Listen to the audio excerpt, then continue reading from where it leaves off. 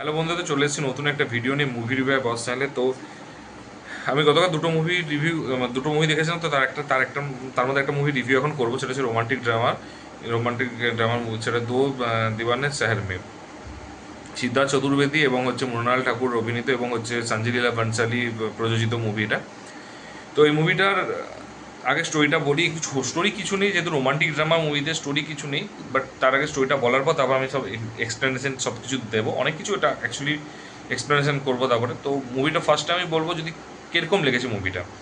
তুমি যদি পুরোনো ঘরানার যে মুভি হয়, যদি যেরকম টাইপের হয় না, যে মানে কোনো ভিলেন আসছে বা কেউ হয়তো মানে থার্ড পার্টি ঢুকে আছে, তো সেই টাইপের যদি কিছু জিনিস থাকে, ঠিক আছে, বা সেই টাইপের যদি কোনো প্রবলেম বা কিছু বিশাল কিছু টুইস্ট অ্যান্ড টার্মস থাকবে, বিশাল কিছু, এবং দুই ফ্যামিলির মধ্যে ঝামেলা হবে, তাহলে আমি বলবো যে না, এরকম ফ্যামিলি কোনো ইস্যু না। সেই টাইপের যদি না হয়, নিজেদের মধ্যে যদি মানে প্রেম করার পর নিজেদের মধ্যে বা দেখাশোনা হওয়ার পর যে নিজেদের মধ্যে যে ইস্যুগুলোকে নিয়ে যে যে রোমান্টিক ড্রামা যদি এরকম টাইপের মুভি ভালো লাগে, তাহলে তাহলে আমি বলবো, ঠিক যেমন আমি বলবো একটা মুভি আছে ইমতিয়াজ আলীর তামাশা মুভিটা, তামাশার মতো লেভেলে যদি মুভি তোমার যদি ভালো লাগে, তাহলে আমি বলবো যে মুভিটা কিন্তু দেখতে পারো। অনেক দিন পর কিন্তু রোমান্টিক ড্রামাতে এরকম ভালো মুভি বেরিয়েছে। এবার তুমি যদি বলছো তামাশা দেখে আসার পর বলবে গালি দেবে আমাকে তামাশার মতো, না, ডেফিনেটলি না। ইমতিয়াজ আলী হচ্ছে ওয়েল নোন ওই লেভেল ওই জনারের একটা মুভি ডিরেক্টর, যার হচ্ছে ওই লেভেলে ওই জনারের প্রচুর মুভি হয়, এবং যেগুলো প্রত্যেকটা ভালো মুভি হয়, যথেষ্ট ভালো, মানে ক্রিটিক্যালি এক্লেম মুভি হয়। বক্স অফিসে বিশাল কিছু সাড়া ফেলতে পারে না, কিন্তু ক্রিটিক্যালি এক্লেম মুভি হয়, ঠিক আছে। তো তো তুমি ওটার সাথে আমি কম্পেয়ার করতে চাও না, বাট হ্যাঁ বলো ওই জনারের ওই লেভেলের হচ্ছে মুভিটা, ঠিক আছে। তো আমি বলবো দেখে আসতে পারো, ভালো লাগবে। কারণ বহু রোমান্টিক সিনেমা বহুদিন ঠিকঠাক করে রোমান্টিক অনেকদিন বেরোনি ঠিকঠাক লেভেলে। তো দেখে আসতে পারো। তো এরপরে নেক্সট যেটা হচ্ছে নেক্সট যে আমি বলবো সেটা হচ্ছে স্টোরিটা নিয়ে। তো এটা একটা অ্যাকচুয়ালি স্টোরিটা হচ্ছে সিদ্ধার্থ চতুর্বেদীর সাথে এবং মৃণাল ঠাকুরের বাড়ি মানে দেখাশোনার পর এদের দুজনের মধ্যে ঠিকঠাক হয়ে যায়। এবং এবং এদের মধ্যে একটা প্রবলেম আছে। মৃণাল ঠাকুরের হচ্ছে প্রবলেম হচ্ছে যে ওর চশমার যে ব্যাপারটা রয়েছে, বা ওর মধ্যে একটা বডি মানে মানে বডির মানে নিয়ে প্রচণ্ড চিন্তা, ঠিক আছে, ফিগার নিয়ে। আর ঠিক হচ্ছে, এবং তার সাথে হচ্ছে রিসেন্টলি ব্রেকআপ হওয়ার পর তারপরে সেটা তাকে হন্টেড করে বেড়াচ্ছে, সেই জিনিসটা রয়েছে। সে নতুন রিলেশনশিপে যেতে চাইছে না। এবং তারপর হচ্ছে সিদ্ধার্থ চতুর্বেদী যেটা আছে, ও হচ্ছে ঠিক আছে, শকে বলা, ঠিক আছে। তো ওই একটা প্রবলেমের জন্য অনেক জায়গায় তাকে হচ্ছে ডাউন হতে হচ্ছে, সে অফিস হোক, সে হচ্ছে সম্পর্কে হোক, এবং নিজের কনফিডেন্ট না, মানে নিজের মানে বেসিক্যালি দুজনেই কনফিডেন্ট না নিজেদের কে নিয়ে। তো তার সেই নিয়ে একটা ইস্যু, এবং সেটাকে নিয়ে হচ্ছে ইস্যু করে এবং সেই মুভিটা এগোবে, এবং লাস্টে কী হবে, এবং এর চেয়ে বেশি জানতে হলে আদৌ কী সম্পর্ক থাকবে, এবং কী কী প্রবলেম ফেস করবে, কীভাবে যদি প্রবলেম ফেস করে কতগুলো সলিউশন হবে, নাকি সব সলিউশন হবে না। তো সেই সমস্ত কিছু জানতে গেলে হচ্ছে নিয়ারেস্ট মুভি হলে গিয়ে দেখে আসতে পারো। তো যদি এবারে বলবো এই মুভিটা বলে দিই, যেহেতু কেউ এক্সপেক্ট করে এটা out and out commercial movie না, এটা না। এটা বলবো বেসিক্যালি যে out and out commercial movie না, বাট কমার্শিয়ালের টাচ রয়েছে, ঠিক আছে, মুভিটাতে। তো এরপরে প্রত্যেকটা জিনিস বলে দিই। এই মুভিটার পজিটিভ দিকগুলো হচ্ছে, মুভিটার সবচেয়ে বেস্ট পজিটিভ দিক লেগেছে আমার রাইটিং। তো রাইটিং কিন্তু খুব ভালো লেগেছে, ঠিক আছে, মানে খুব সুন্দর লেগেছে।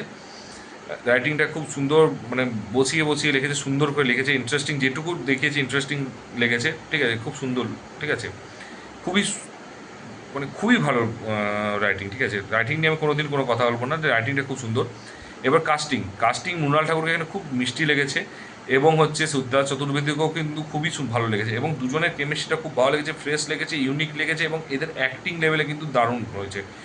খুব খুব ভালো লেগেছে এদের অ্যাক্টিং। এদের কিন্তু স্ট্যান্ডার্ড পারফরমেন্স বলুক, বা রোমান্টিক যে অ্যাঙ্গেলগুলো যেগুলো রয়েছে সেগুলো, বা প্রত্যেকটা যে ঝগড়া বা ক্যাওসগুলো, যে প্রবলেমগুলো সেগুলো নিয়ে যে ডিল করছে, সেগুলো কিন্তু খুব ভালো লেগেছে। এবং যেভাবে মানে ওদেরকে মানে ওদের যে পারফরমেন্সটা দিয়েছে সেটা খুব সুন্দর লেগেছে। এবং আমি মনে করি হয়তো মৃণাল ঠাকুরের হচ্ছে সীতারামনের পরে হয়তো এটা আমার সেকেন্ড বেস্ট লেগেছে, ঠিক আছে, ওর অ্যাক্টিংয়ের যদি লেভেলে দেখানো হয়।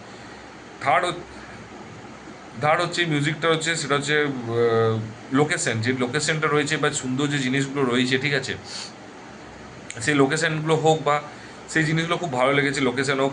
এবং লোকেশন যেভাবে ক্যাপচার করেছে, যেভাবে ওরা হচ্ছে মানে কন্ট্রোল করেছে, যেভাবে অ্যাঙ্গেলগুলোকে নিয়েছে, এবং যেভাবে সিনেমাটোগ্রাফি করেছে, কালার গ্রেডিংটা করেছে, location plus colour grading plus হচ্ছে ফ্রেম প্লাস হচ্ছে মানে কী বলবো, মানে কালার গ্রেডিং প্লাস হচ্ছে মোমেন্টস, ঠিক আছে, সেই জিনিসগুলো কিন্তু খুব সুন্দর করেছে, এবং সবগুলো একসাথে যখন মিক্স করছে খুব দারুণ লেগেছে, খুব সুন্দর লাগবে। 3 নাম্বার। 4 নাম্বার হচ্ছে বাকি যে জিনিসগুলো মানে এলিমেন্টসগুলো রয়েছে, এবার 4 নাম্বার এইটাতে যেটা ভালো লেগেছে সেটা কনসেপ্টটা, ঠিক আছে। কনসেপ্টটা সত্যি কথা বলতে কি মানে অ্যাকচুয়ালি বলিউডে ডেফিনেটলি এগুলোও কিন্তু চিরাচরিত কনসেপ্ট নয় এবং বিশাল বড় স্টারকাস্ট নিয়ে নয়। তো এই জন্য কিন্তু আমি বলবো ডিরেক্টরকে একটা জিনিস বলবো যে ভালো দিকটাই বলবো যে কনসেপ্টটা খুব ভালো চুজ করেছে এবং হচ্ছে অ্যাক্টারদেরকেও যে খুব বিশাল বড় নামি নামি অ্যাক্টার টায়ার এ লেভেলে অ্যাক্টারকে নিয়ে কাজ করছে সেটাও না। তো সেই অনুযায়ী দেখতে গেলে কিন্তু মানে সে কনসেপ্টটা খুব সুন্দর মানে চুজ করেছে এবং কনসেপ্টের জন্য আমি বলবো এটাকে পজিটিভ মার্কসই দেবো। এবার এভারেজ, কারণ এই মুভিতে আমি এভারেজ বলছি তার কারণ কিছু কিছু কাজ আছে আমি না খারাপের দিকে ফেলবো না ভালো দিকে ফেলবো। এভারেজের মধ্যে আমি বলবো ফার্স্টে ডিরেকশন। এভারেজ কেন ডিরেকশনটা আমি, এবার প্রবলেমটা হচ্ছে যে এর আগে যখন তুমি ক্রিকেট খেলা দেখতে যাও তখন ঋষভ পান্ত যখন উইকেট কিপিং করতে আসে তখন আমরা প্রত্যেকটা সময় একজনের সাথে কম্পেয়ার করছি, এটা যে মাহি ভাইয়ের সাথে। তো মাহি ভাইয়ের সাথে সবসময় কম্পেয়ার করি, যদি ভালো ব্যাট করে তাহলে তখনও বলবো যে মাহি ভাই থেকে বেটার ব্যাট করেছে, ভালো কিপিং করলে মাহি ভাই থেকে বেটার করেছে, খারাপ কিপিং করলে ক্যাচ ড্রপ করলে বলে মাহি ভাই থাকলে আজকে এই জিনিসটা হতো না, এই উইকেটকে পিছিয়ে এক থা, ঠিক আছে ও এক থা, ঠিক আছে, এই ব্যাপারটা রয়েছে। তো এই ম্যাটারগুলো করছে, ঠিক আছে। তো বেসিক্যালি হচ্ছে এই ক্ষেত্রেও যেহেতু ইমতিয়াজ আলী এত সুন্দর সোচানাতা হোক বা রকস্টার হোক বা হচ্ছে রকস্টার, তো মানে আমি পার্সোনালি বলবো রকস্টার আমার মধ্যে ফাইনেস্ট মুভি লেগেছে, বা হচ্ছে তাই রকস্টার সাথে কম্পেয়ার করে লাভ নেই, বা তো তামাশা হোক বা হচ্ছে যা ভ্যারি মেড সেজেলও ইভেন আমি বলবো ওটাও ওই লেভেলে বলবো যে, তো ওই জনারে তো অলরেডি একজন মানে একজন খুব ভালো একজন ডিরেক্টর ওই লেভেলে মুভি করেছে, তার জন্য প্রত্যেকটা মুহূর্তে হচ্ছে একে কম্পেয়ার করতে হচ্ছে ওর সাথে, কারণ বেসিক্যালি হচ্ছে এইটাকে বলে ইন্টারনাল অ্যাফেয়ার্সগুলো, ঠিক আছে, ইন্টারনাল ফ্যাক্টরগুলো যেগুলো কাজ করছে, ঠিক, তো সেই অনুযায়ী তো আমি বলবো যে এটা কিন্তু খুব ইজিলি করেছে।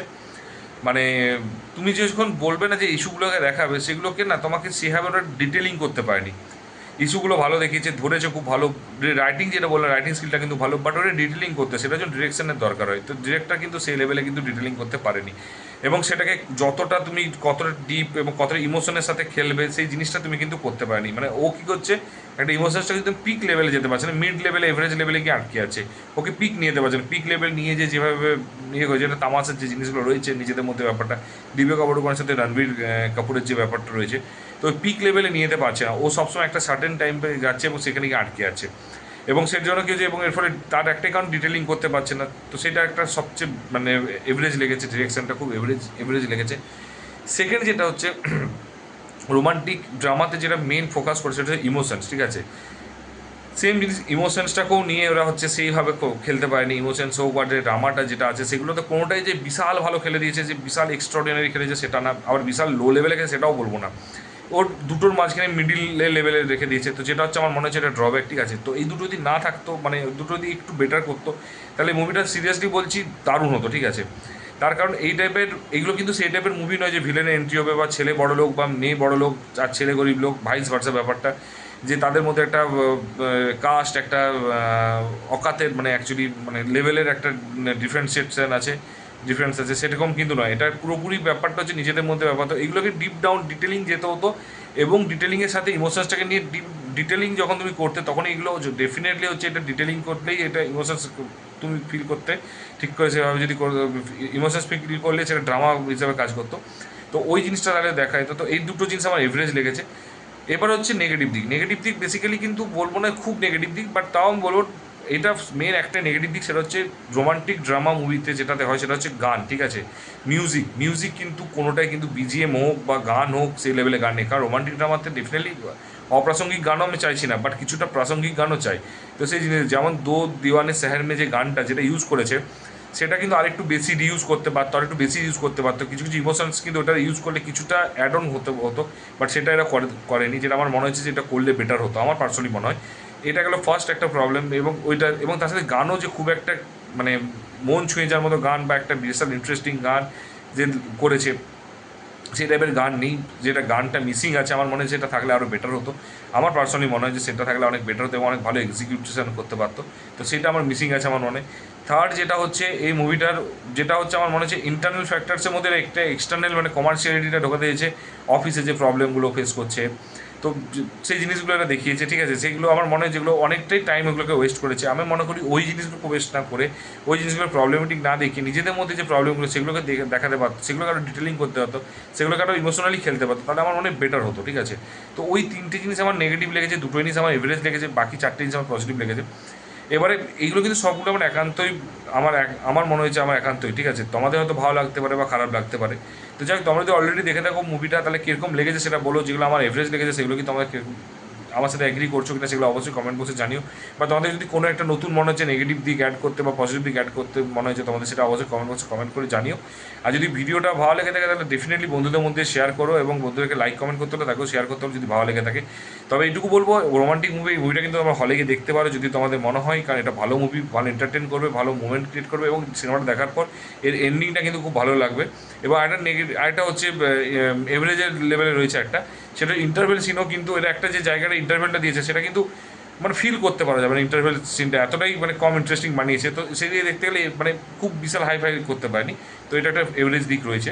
তো যাই হোক, এই জিনিসগুলো আমি ভুলে গেছিলাম, তাই আর কি অ্যাড অন করলাম। আর যদি ভিডিওটা ভালো লেগে থাকে তাহলে অবশ্যই বললাম যেটা যে, এবং দেখে যদি না দেখে এসে থাকো তো দেখে এসো, তারপর জানিও কমেন্ট বক্সে কমেন্ট করে জানিও। আর যদি চ্যানেলে নতুন হয়তো সাবস্ক্রাইব করে দিও। দেখা হচ্ছে পরের ভিডিওতে। ভালো থেকো, take care, tata, bye by.